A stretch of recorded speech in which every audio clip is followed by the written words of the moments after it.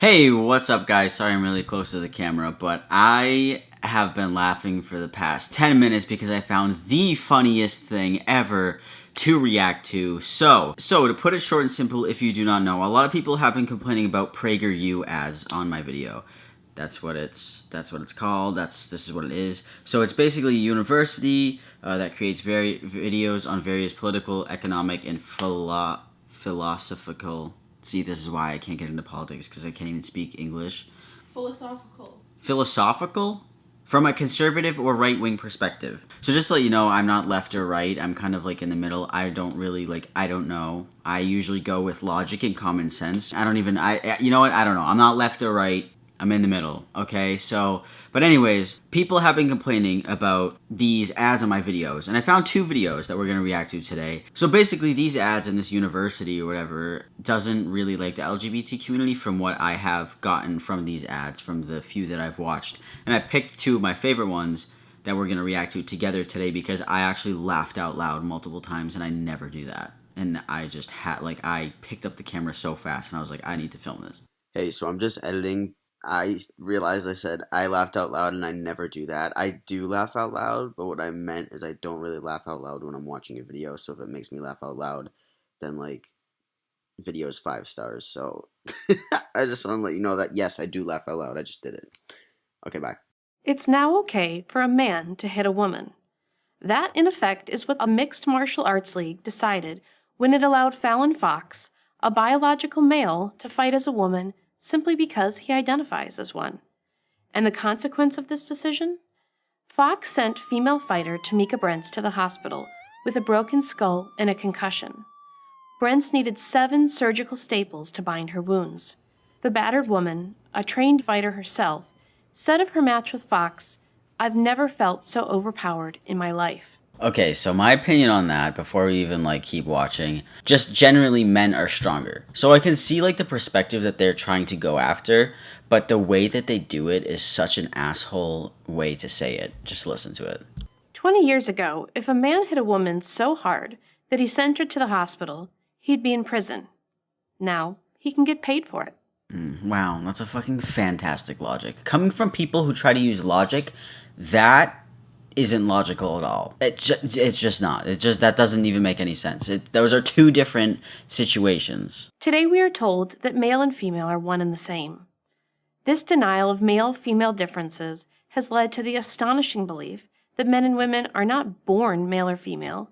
They are whatever gender they say they are. Oh, I feel like I'm pausing it so much. I paused it 10 times. Okay, so yeah, people are born male or female. You're born male or female. That's your sex, based on what you have down there, and it's just I don't know. I feel like 2000. Okay, you don't want to get into it. Don't get into No, it. I can't. I know I can't get into it. I'll be labeled transphobic, so I can't even. You're born male and you're born female. Yes, that's what happens. That's just what has always happened because that's just how it is. People can't cater to the 1%, less than 1% of people who are transgender. Anyways. Facebook went so far as to offer its users over 50 genders to choose from. Know what a demi-boy is? Me neither. Me neither. Oh, good fucking God. Okay, first of all, I actually wanted to test this theory. So I did sign into Facebook, and this is what I found. It's male, female, and then other, and then you can put your gender in. So if you're non-binary or a demi-boy or whatever you identify as, you put it in. There's not over 50 genders. It's literally male, female, and other. So it's 3.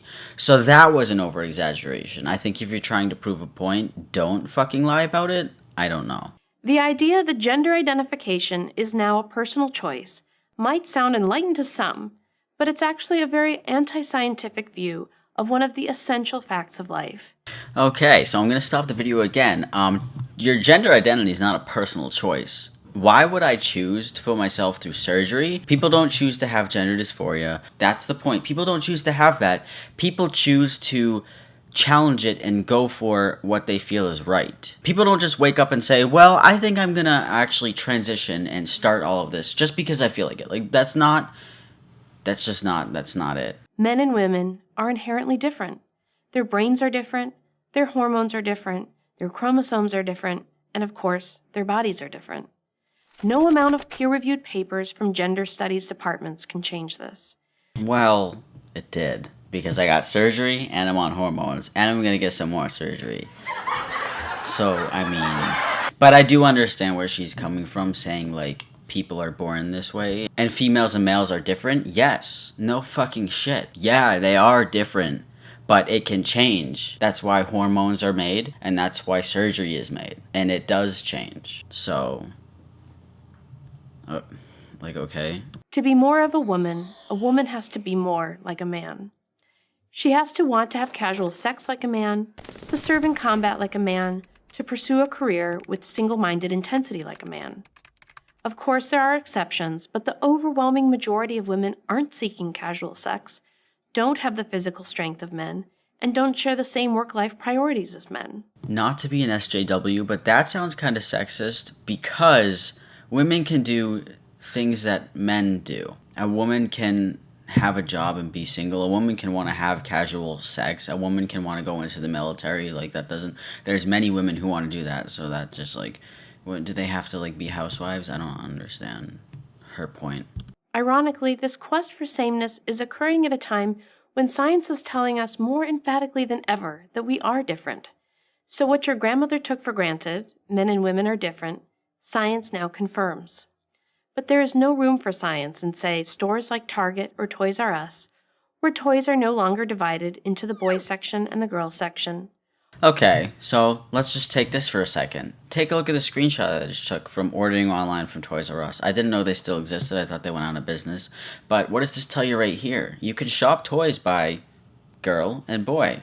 So, that's a fucking lie. Or in a North Carolina school district where students can no longer be called boys and girls, but only students. I actually looked that up, and it wasn't... Nobody is forcing the teachers to say students. It was just a suggestion. So, that's also a stretch. For the tiny percentage of people who experience gender dysphoria, we should have nothing but compassion. We should do everything we can to help them and protect their dignity. But we don't need to overturn biologically defined sex differences to do so. But that's what's happening. I agree with everything she said. I do not think the rest of society needs to be careful of like offending somebody, because just go about in everyday life, because transgender people are less than 1% of the population. So that's my personal opinion. I'm probably gonna get fucking attacked for it, but I don't think society needs to change everything and start, I don't know how to explain it, but I don't think they need to start living their life around like, oh, what if I offend this transgender person, like, because I don't know, and fuck, how can I word that? That's better. Since transgender people are such a small portion of the population, I don't think drastic changes need to be made at all, because it's such a small percentage. So, like, let's say, for example, the North Carolina, whatever, somebody suggested it. I personally don't believe that you should talk to students and say, like, oh, they, because not everyone wants to be called they. You know what I'm saying? It's fine to say, hey boy, hey girl, and then if somebody tells you that they want to be called they or something else, then yes, you can call that person they, but not do it to everyone, because that's just going to make everybody uncomfortable and confused. That just logically doesn't make sense. If 99% of the population is living that way, why does 99% of them have to cater to the 1%? Like, that doesn't make sense to me. You're gonna get attacked. It's fine. I really don't care. I don't. You think so? Yeah. I don't think I am. I'm not being an asshole about it. People are sensitive. Well, that sucks. I have to let it out. It's coming out.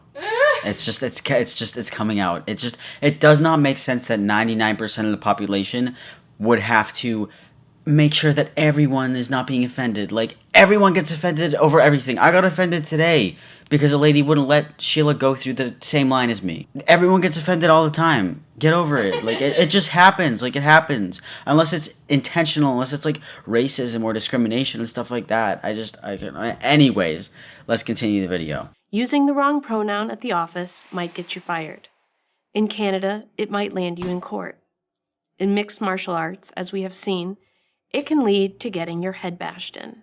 Okay, that one was a stretch. Sorry to pause it again, but that was a stretch. Dramatic. That was dramatic. Like, oh, it can lead to getting your head bashed in. Shut the fuck... Like, they were literally in a fucking professional fight. Just shut up. Even after being hospitalized, Tamika Brents knew she had to toe the PC line. When asked how she explained why she lost so badly to a man who said he was a woman, she said, "I can't answer whether it's because she was born a man or not, because I'm not a doctor." So basically, this entire fucking ad is belittling because the way she worded it, just listen to it. A man who says he's a woman. Anyways, I'm gonna move on to the next video. So this video, the title is Facts Don't Care About Your Feelings. Does that remind you of anybody? Does it? Because it reminded me of somebody. I actually wasn't expecting this. And I can't do it. Okay, just, let's go. Oh, is it muted? Vanderbilt University, November 20. Can't take him seriously. I don't want to say it. I'm not. Yikes, babe. What? Don't say that. Why? She'll just yelled at me for making fun of Ben Shapiro's voice. 200 students rise up to protest the white privilege and microaggressions of the racist, bigoted Vanderbilt administration. The protesters don't offer any specific examples of discrimination, but that doesn't matter. What matters is that they feel victimized. The next day, a bag of dog poop shows up at the front door of the university's Black Cultural Center. All hell breaks loose. Full of righteous indignation, student activist groups rush to Facebook to denounce the racist act. The police investigate. They quickly find the person responsible, but nobody is arrested. You know why? Because it turns out that the bag of excrement wasn't a racist attack. It was left by a blind girl with a service dog. She couldn't find a trash can, so, wanting to do the responsible thing, she left the bag outside the door of a nearby building, knowing a janitor would pick it up and throw it away. So basically what I'm taking from this video is this blind girl dropped some dog shit at the door of a building, of a Black Cultural Center. So they thought it was a racist. That's understandable. Okay. The student group did apologize, but then they added another charge against the administration. The needs of students with disabilities on this campus are also marginalized. Seriously, this is not a joke. On the college campus today, feelings rule facts and victims are heroes. According to the left, all inequality in America is due to victimization. They start by claiming that all non-white people in America are victims of white privilege. Then come women. They're all victims of the patriarchy. Then come gays and lesbians and the transgendered. They're all victims of our heteronormative and homophobic society.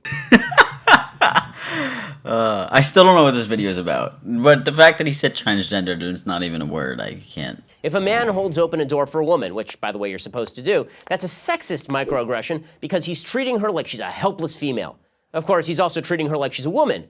But how would he know? Okay, I see where Ben Shapiro is going with this. That is like extreme left people. That is like extreme leftist people. I think he's just targeting like very, very, very sensitive people because I don't think people actually think like this really. I mean, men hold open doors for women all the time. I hold doors open for anybody. It's just because I'm nice. I think it's just a nice thing.